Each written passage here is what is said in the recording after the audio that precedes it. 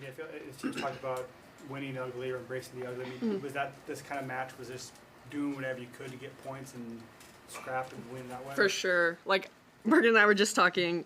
We hit 199, which isn't amazing. It's definitely our team goal, but we were just talking about it in the locker room, like gritty over pretty. And sometimes there's going to be those games where maybe the stat sheet isn't pretty, but coming together and just being team first in those moments, and it will reflect on the court. Early on, it was pretty. You guys hit really well in the first set. What changed in the last few sets there? I think giving credit to Minnesota, they're a very good team, and they had a really, really strong block the second set and going forward. So we had to adjust to them. Obviously, we kind of rolled them the first set, and they turned it on a little bit. And so both teams had to adjust, and I think they probably adjusted a little bit quicker in the second, and then we came back. Andy, how hype were you for Bergen's solo stuff there? Oh my gosh, so hype. Are you kidding me? I couldn't stop talking about it at the net. Like, the next play was starting, I was like, oh, Bergen, that was so good. My hype girl.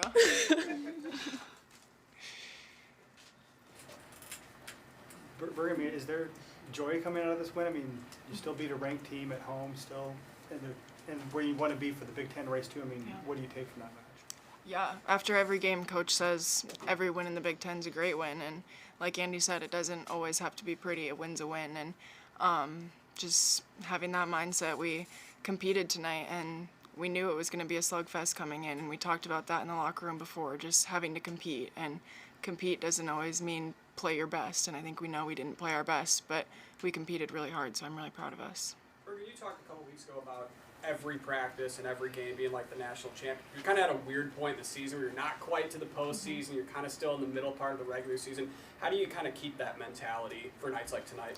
Yeah, this is the point in the season where it gets tough and people start to get tired and start to get injured, whatever it is. But I think we just have a culture of trust in each other and trust that we're going to give it our all every single day.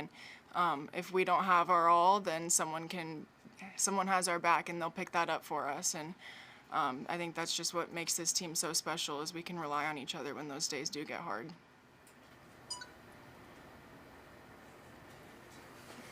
Bergen, what do you try to do as a setter when they're cranking up the pressure on defense with their block and they're digging a lot of your attackers too? I mean, what do you try to do to get ahead of what they're adjusting to on defense? I don't know if it's necessarily that kind of mindset. I think just giving trust to my hitters and giving them confidence, because I do have full confidence in our team. We're one of the best teams in the country for a reason, and just kind of sticking to Nebraska volleyball is what we talk about a lot. And I think when we all make errors, we know what's going on and what we did wrong, and so just saying, hey, next ball, like, you got it. You're at Nebraska for a reason. Any final questions? Bergen, all those sets you guys had won over the past 6 matches, what was that like? What was the focus like and the execution like over that long stretch of period? Yeah, we knew that was going to be a tough stretch, just a lot of away games, a lot of days away from home, some time changes, just, again, day by day, putting in everything that we have, and I was really proud of our team. That was a really tough stretch for us, and we executed. We gave it our all every single night, and obviously the wins helped too.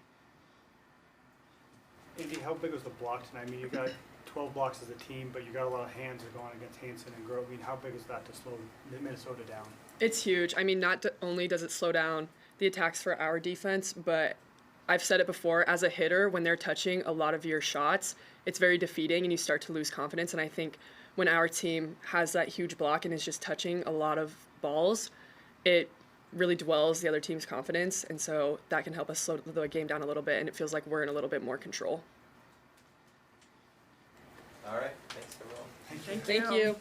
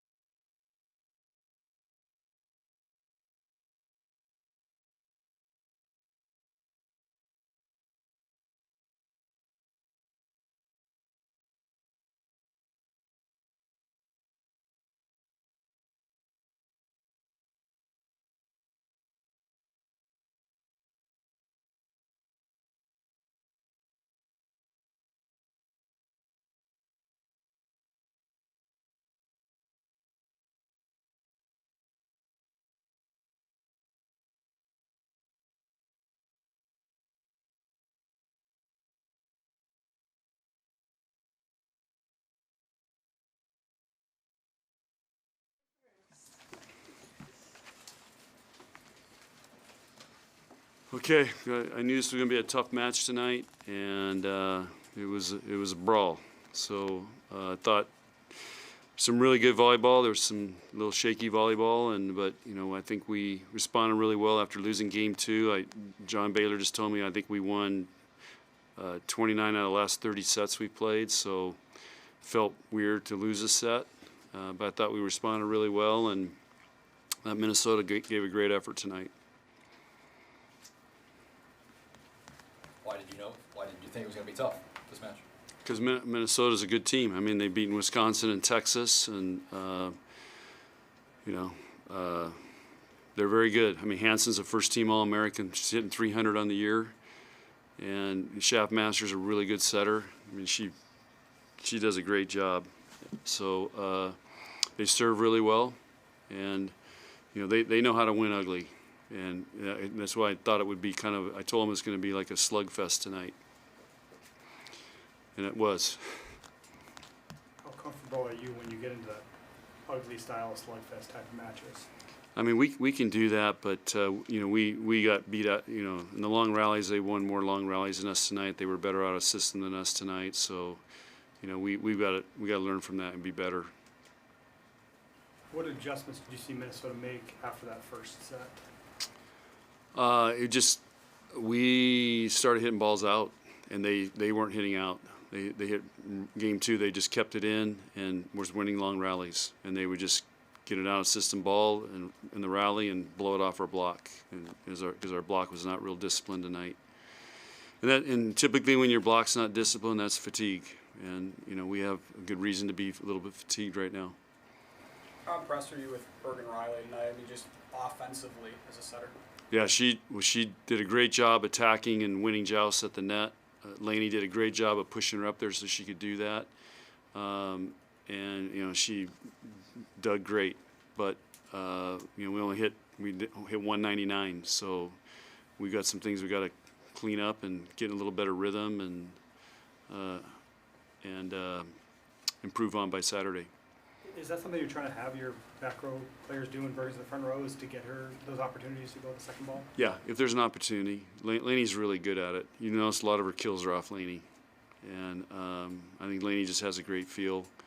And then some of those are just tight plays that she went up and found a way to win. She's gotten really good at that. That was one of our challenges at the beginning of the year for her, was to be more offensive. Because last year she really didn't think much about it, and she's done a great job of being more offensive. I mean, 6 kills for a setter, that's really good. She also had 20 digs. I mean, great night for her defensively. I imagine that throws your offensive rhythm off and just makes it difficult if she's taking all those first That's balls. where we weren't very good out of system tonight. So, we get 20 digs. I'm sure our conversion rate's really low. I haven't seen the stats yet, but yeah, she did a great job, and she covered the tips really well because they were trying to tip her. But yeah, we got to make them pay, and some of those went to Merritt, and Merritt was just really having a hard time tonight, and that's where we got to make teams pay when she digs. Did Taylor do something for you to decide to stick with her later in the match? Just trying to let her work through it, and she got a couple big kills and we needed them, and especially I think game 3 she had a couple kills. So, but when we set her good, she killed it. When the out of system stuff was off, she's got to do a better job of handling that. Coach, what's it mean to have a game like this? You guys really didn't play your best tonight, but to be able to grind out and get the win, how's that going to help you guys as you get through the latter part of Big Ten play and then into postseason? Well, as I told the team at the end here, the margin for winning is getting narrower, and it's harder to win. Everybody's fighting for something, and we're playing really good teams. And so part of that was Minnesota did a really good job, and sometimes you just have to win when it's not pretty and everything's going your way. And we kind of been used to that the last few matches, where everything's just kind of been going and we've been cruising a little bit. But they got us out of our comfort zone tonight. Signing day yesterday, we got comments on each of the players individually, but can you comment on the class as a whole and adding 5 new Huskers to the program? Yeah, I think it's a stud class. Those all those guys are competitors. They're winners. They're talented. They fill a need at every position, and so I'm really excited about that group. And those guys are going to come in and compete. I can tell you that right now. What are some of the reasons you think that multiple people had Taraya as the #1 player in the nation?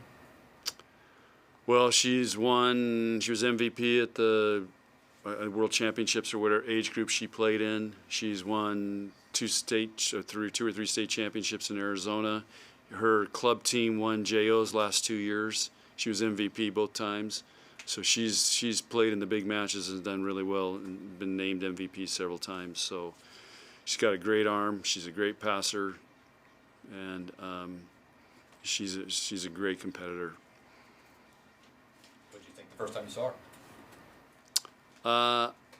Well, that was a couple of years ago, so I wasn't sold on her right then. And then when they won JO's 2 years ago, she put on a show. It's pretty impressive. And we knew, that club's where Lauren Siverns played. And so we had a great connection there, and we knew she was very interested in Nebraska because of Lauren. Any other questions? All right. Okay, guys. Thank you. Thanks. Thanks, Coach.